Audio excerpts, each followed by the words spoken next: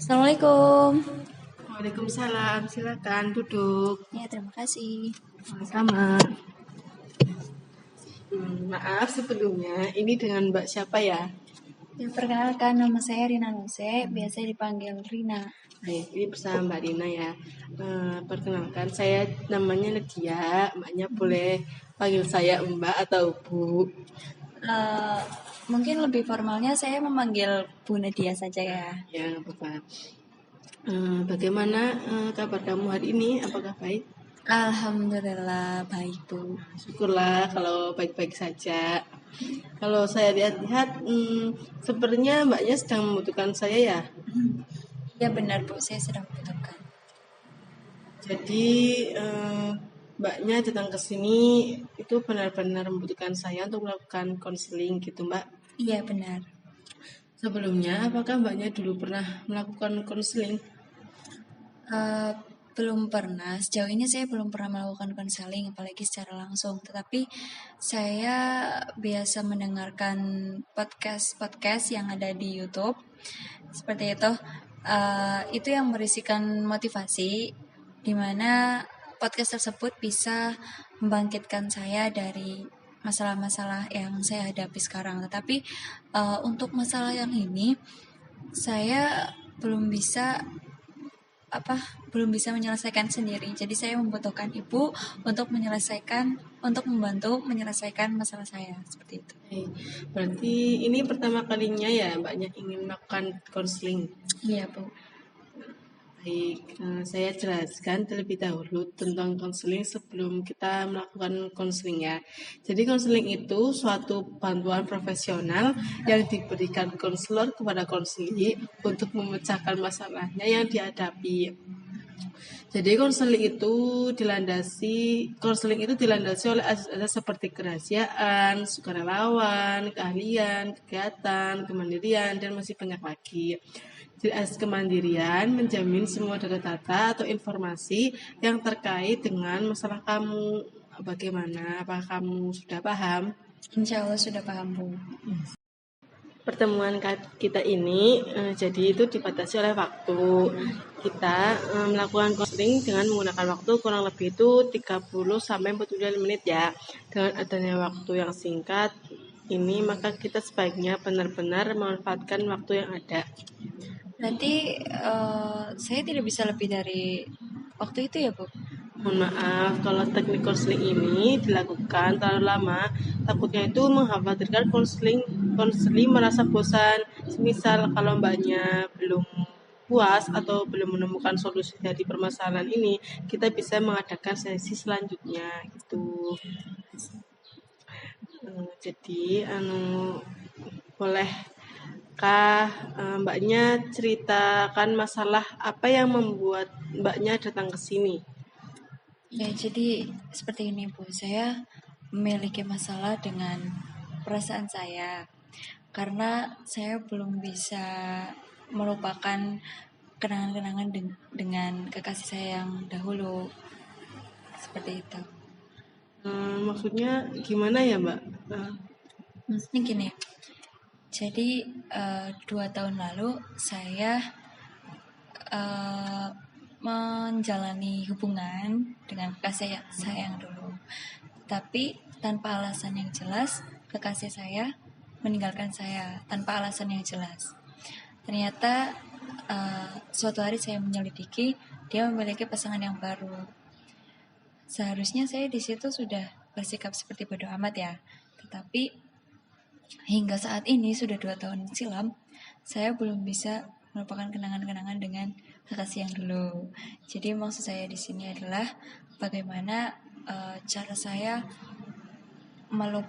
bisa melupakan mantan saya yang dulu dan bisa membuka seseorang yang baru untuk diri saya karena saya merasa trauma juga karena kejadian tersebut. Seperti itu. Baik.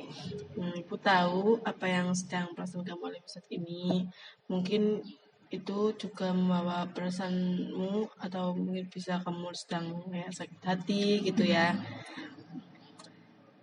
Jadi kamu ini bisa dikatakan sedang trauma dengan perasaanmu kepada seseorang untuk jatuh cinta kembali atau bahkan untuk menerima hal yang baru gitu ya? Iya, saya belum bisa membuka seseorang baru. Maksudnya belum bisa menerima seseorang yang baru kepada diri saya. Terus juga karena itu saya jadi trauma gitu, seperti itu. Apakah dari dalam diri kamu itu memiliki niatan atau tujuan untuk memperbaiki hubungan kamu atau juga memberi kesempatan kepada dia? Kalau untuk penerima yang dahulu, saya menolak keras. Saya tidak ingin kembali lagi seperti hubungan yang dulu karena saya sudah mengerti bagaimana sifat dan perilakunya. Terus di sini tujuan saya yang sebenarnya itu untuk bagaimana cara saya membuka hati saya untuk seseorang yang baru, seperti itu. Baik, berarti mbaknya saat ini sedang di titik kondisi yang merasa kayak lelah, sakit hati, kayak mungkin capek dan adanya hubungan mbaknya dengan dia gitu ya dulu gitu.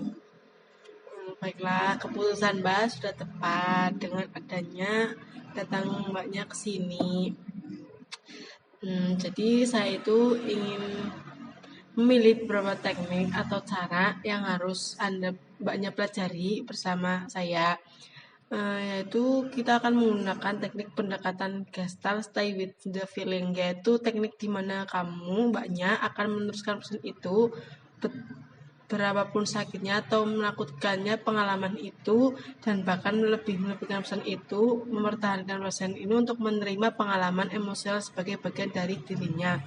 Jadi mbaknya itu untuk mengatasi masalah ini mbaknya bisa untuk tetap menjaga perasaan ini. Mungkin sakit ya gitu ya, dianggap sakit ya, sakit sih juga mbaknya juga jangan untuk mengingat-ingat masalah tersebut. Kalau diingat kan kayak tambah sakit itu ya, tambah keinget gitu rasanya gitu.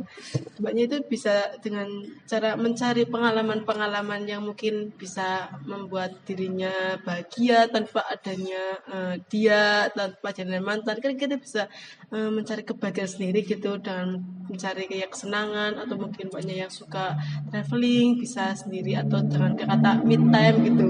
Mungkin ya itu. Oh, jadi seperti itu ya, Bu. Berarti saya lebih baik memperbanyak waktu untuk diri saya sendiri, seperti traveling kemana gitu, agar pikiran-pikiran saya mengenai mantan saya yang dulu, kenangan-kenangan dengan mantan saya yang dulu bisa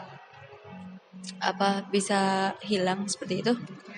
Ya, kemungkinan seperti itu. Jika itu memang menurut mbaknya baik, ya bisa terima dengan baik. Menurut mbak, perkataan yang saya tadi ucapkan itu menurut mbak baik atau tidak? Iya, menurut saya itu baik, bisa meluangkan pikiran saya untuk berpikir ke depannya. Maksudnya bisa menghibur pikiran saya. Mungkin saya berpikir mengenang masa lalu saya dengan kekasih saya karena saya kurang kesibukan atau hiburan pada diri saya sendiri. Kemungkinan seperti itu ya, Bu. Baik, jadi ini sesi terakhir dari konseling. Jika mbaknya belum puas atau merasa belum terselesaikan dengan permasalahan, kita bisa adakan pertemuan yang kedua. Terima kasih. Assalamualaikum warahmatullahi wabarakatuh. Assalamualaikum warahmatullahi wabarakatuh. Terima kasih Ibu bantuannya.